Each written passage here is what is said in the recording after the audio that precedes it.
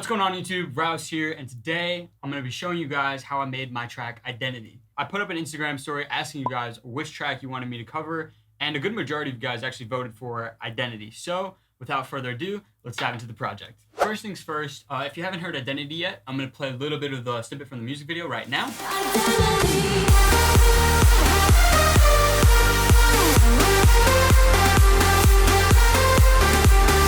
And we're back.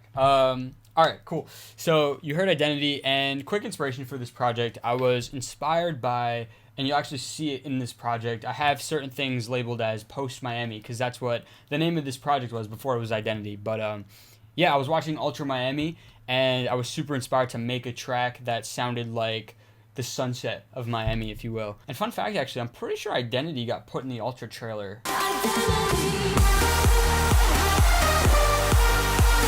Anyway, we'll start with the guitar in the intro, which is from Contact. It's from the Electric Sunburst library. I'm not sure why this isn't showing up, but it's from the Electric Sunburst library. And then also I have some background chatter. Kind of gives it like a sense of space, and I love doing that. It's a good tip for you guys, actually. If you're making music, try adding like stuff in the background, like organic sounds or ambient sounds. It kind of helps your track come to life, if that makes sense. And then also we have LV's vocal chant in the beginning. This vocal is from the Mix and Master project, which I'll bring you guys into. Moving right along, we have some supporting synths that come in that play with the guitar. We have this kalimba. Again, like summer sounds, you know, I wanted to contribute to that Miami vibe, and a high string that gives it a little bit more energy. So all together they sound like this. I have some vocal atmospheres. Again, I really love those background sounds. It really helps the track come to life. For the rhythm elements, for the drums, I have a shaker and a snap. And then in the next section, I have a kick that comes in. And some rides that help out, give more energy. You can hear without the rides. Definitely missing some energy. The synths remain the same in the next section. I just added a bass to play along with it. It's basically a saw wave just filtered down. It's from Serum. I did a decent amount of processing, actually. I did a distortion filter, which I think is used, yeah, it's used to transition to the next section. A compressor, which for some reason I actually did like traditional sidechain compression using a trigger instead of like just using volume automation, which I usually do. And then I just dipped a little bit of 51 hertz. The atmospheres continue, and we have some effects that bring us into our next section, which is the hands up moment, which I'll get to in just a sec. So we have these elements that help transition us into the next section.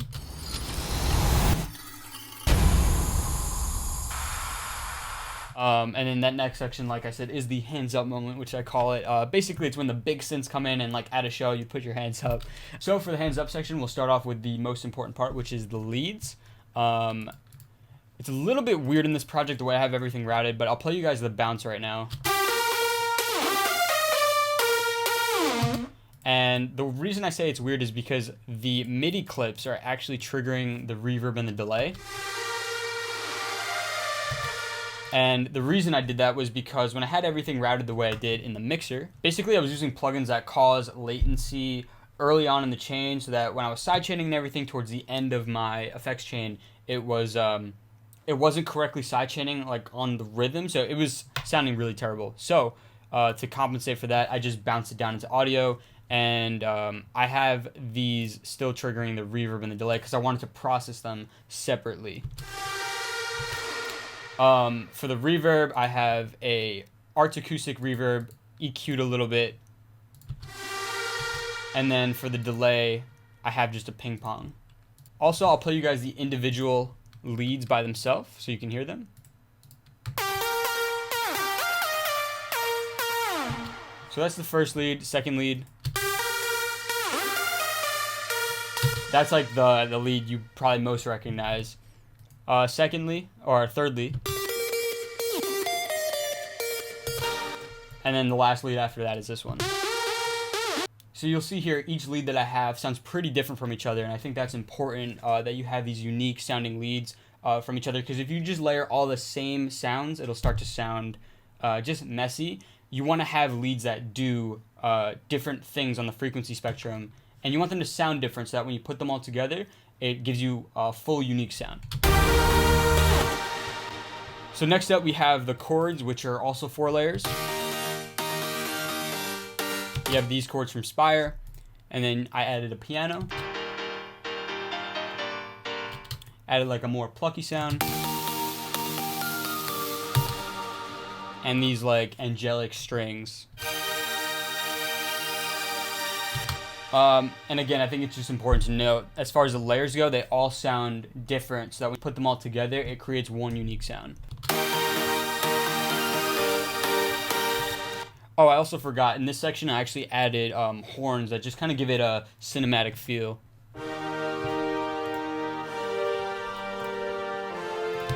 Also, there's a bass, of course. It's like a deep, droney stereo bass, which again contributes to that like dreamy vibe. Alright, so moving to the build-up now, we'll go over the drums first. So pretty simple snare pattern. I always like to add a faster snare underneath that sounds different to give it more movement and momentum in the build-up. I actually added a third snare, which is another different sounding snare. Almost sounds like a trap snare. And it pans from side to side, so it just helps fill out the build-up and keep the momentum going. As far as the synths go, I have the high string from earlier. After the high string, I have a bass that is playing the root note.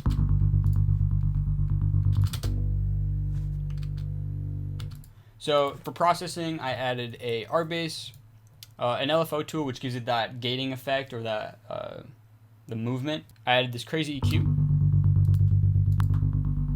because I want it to be like really mid-rangey, and a wow filter. Then I have some of the ambient sounds from earlier, as well as some risers.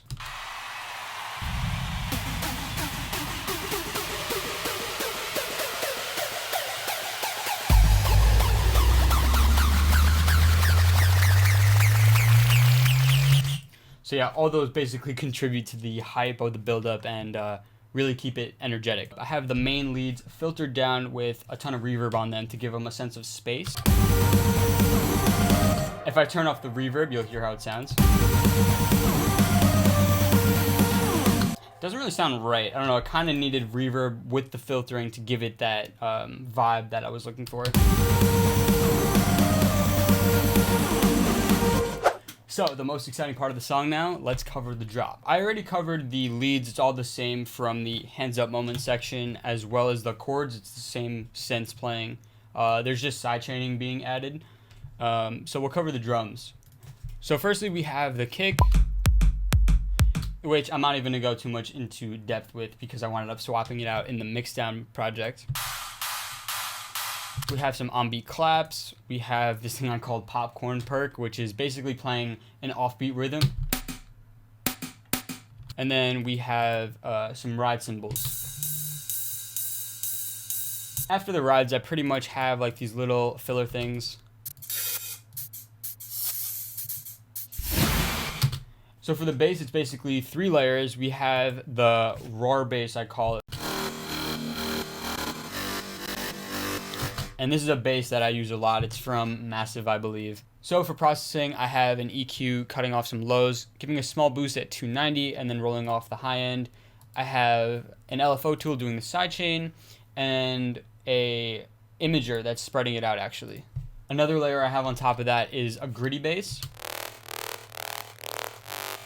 which is more like top end heavy. It kind of gives it a little bit of bite, or like makes it like crispy, I don't know. And then lastly, we have the sub bass, which is super important. That's like the meat of the song here.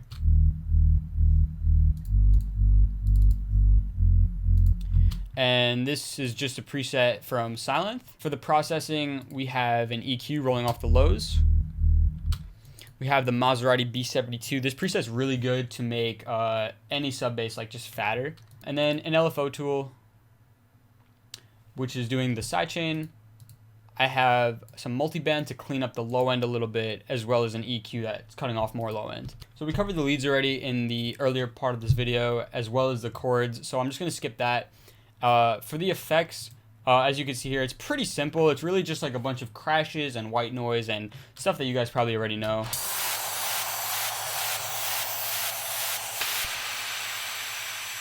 Yeah, so pretty self-explanatory stuff. I have like risers, I have impacts. I almost forgot actually, last thing with the leads, in the drop I added a vocal chant sort of thing. It's just a vocal and it's playing the same melody as the leads. Halfway through the drop I add like a sustained high note.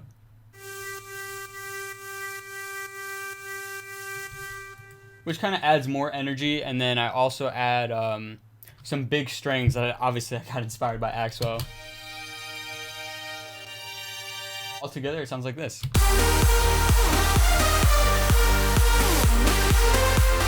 So yeah, that's pretty much everything for the drop, and then moving right along to the second break, it's more or less pretty similar to the first break.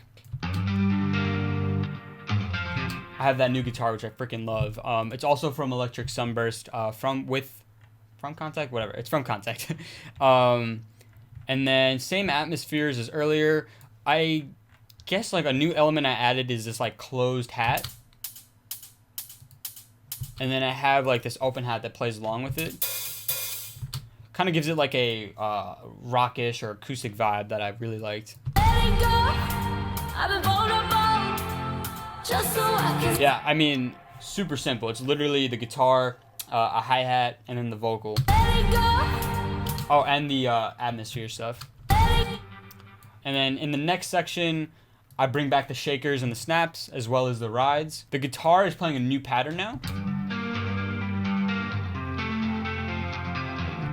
as opposed to the first one. So adding more rhythm as the second break progresses, which kind of like keeps the track moving, I guess, really. I bring back the high string and the break bass, and some more ambient stuff that we already covered before. So moving on to the next section, I have another like hands up moment sort of thing, but in this project it sounds a little bit sloppy, so I'm gonna bring you guys into the final mix master project, because I showed you all the plugins anyway, so it doesn't really matter if it's audio. So let's hop right into that. All right, you guys, so we're now in the final project. This is where I mix and master the song, and just to touch on my workflow again super quick so you guys aren't confused. When I'm done producing a song, I'll render it all down into stems, bring that into a new project where I'll process them again or add or replace sounds. Basically, I'll do whatever needs to be done to get the best sounding product. I actually wanted to take this chance here to talk about the leads a little bit more, because I just realized I didn't talk about how I process them at all. Basically, each individual sound, I'll do a little bit of like distortion maybe, but mostly it's just EQ. And then I send those all to a specific group, and then there I process them together to make them sound big and full. Just a quick note though, sound selection is huge, because you could have really terrible sounding leads, and if you copy my processing, it's not going to make them sound better. You really have to focus on choosing the right sounds, because even without any processing, the leads will still sound like the leads of Identity, if that makes sense. So what you're looking at here, I just opened this up for you guys quick. This is so you could see the processing that I had on the leads, but other than that, it was all correctional stuff like EQ, multiband compression, stuff like that. In the mixdown project, I EQ them again. I just took out all these frequencies that were really annoying me, as well as cutting off the low end, and I did a little bit of multiband treatment to the high end, and I actually added a little bit more sidechain in the drop, because I felt like there wasn't enough. As for the other elements in this section, it's all the same stuff from before. It's the chords just without sidechain so that it follows the kick pattern. It's the same sub from the break, I believe. Again, just no sidechain, just following the new kick pattern for this section. And then it goes into the build-up, which is the same as before. And then we go into the second drop.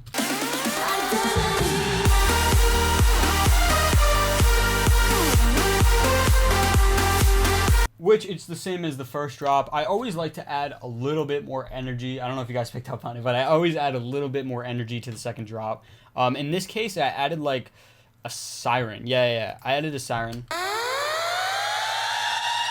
which works so well. I love this siren so much.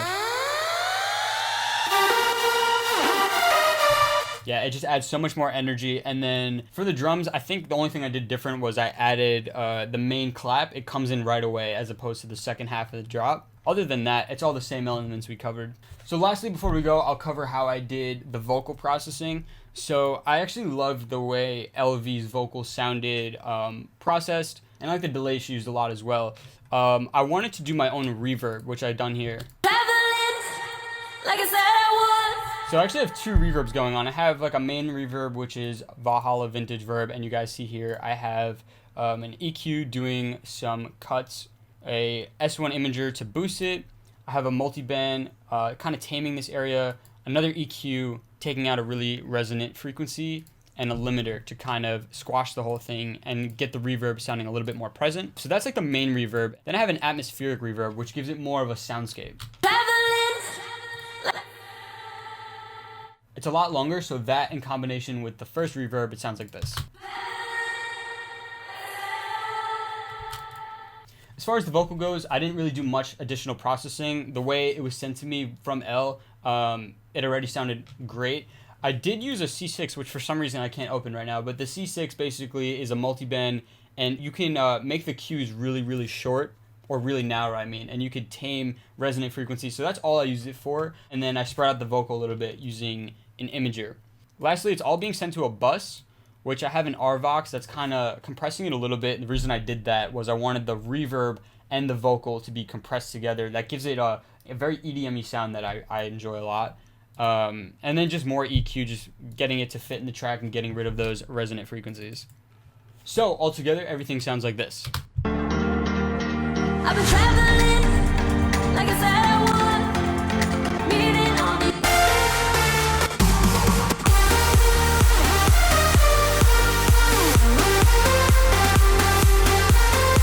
So, I hope you guys enjoyed that walkthrough of my track Identity. If you did, please be sure to leave a like and hit that subscribe button for more of this type of content. If you guys want me to do any other walkthroughs of my song, just let me know down below. Or if there's like a cool challenge, like I'm thinking about doing the 1 hour studio challenge. I think that'll be fun to do. But if there's any other video ideas that you guys would like to see from me, feel free to comment that down below. But that'll be all for me today. I hope you guys have a great rest of your day, and I'll catch you guys next time. Peace.